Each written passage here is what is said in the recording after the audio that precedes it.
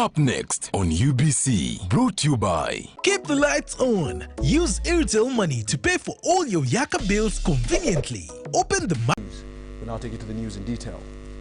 The Belgian government has donated 551,200 doses of AstraZeneca vaccine to the Ministry of Education and Sports. The Ministry of Education and Sports, the Ministry of Education and Sports Minister, Janet Museveni, say that the vaccines would boost government's effort in vaccinating teachers, non-teaching support staff, and plus the students above the age of 18 years. The Belgian ambassador to Uganda, His Excellency Mr. Rudy Vesteraan, said that education is right when it comes to the Constitution of Uganda and international conventions, and yet the resumption of schools is being hindered by the pandemic. We have more details on the story. Ambassadors, the Irish have brought in some vaccines. Last night, some of them arrived, and they are also supporting education.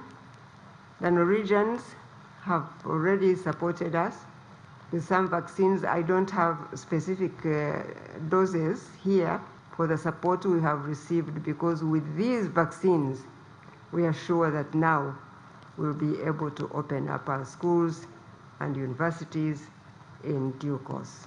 The only thing hindering the resumption of school classes and teaching is in fact this pandemic, COVID, which has caused students to stay home, to not be able to go to school, to have some degree of distance learning, but it doesn't work everywhere, not for all the families.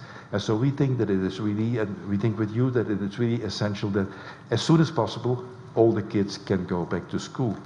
And we really think also that our contribution can help make that happen. So we're very...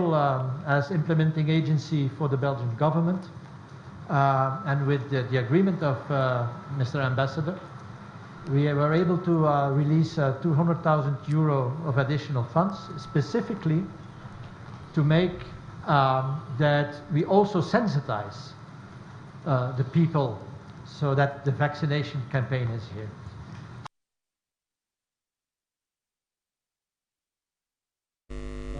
The Minister for Education and Sports, Janet Museveni, has asked Ugandans to embrace vaccination against COVID-19.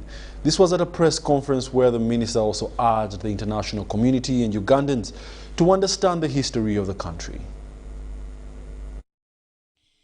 The First Lady and Minister for Education and Sports, Janet Museveni, has explained that some children previously infected their parents with COVID-19, a situation government is trying to avoid now by delaying opening before vaccination. President locked down the second time. Some children who were sick did go home with COVID-19 and infected the elders in their families. The doctors and scientists have been cautioning us and saying the third wave can come round again. And so we thought that it is perhaps better to delay education of living people, and when this has passed, people will go to school. This was at a press conference in which the First Lady explained that government is reluctant to open schools until a specific number of teachers, support staff and members of the public are vaccinated against COVID-19. Janet Museveni also disclosed that government has provided 48.5 billion shillings this financial year to print study materials, which students are expected to access in 2 weeks' time. Just $5.8 million was spent on developing and supplying home study materials.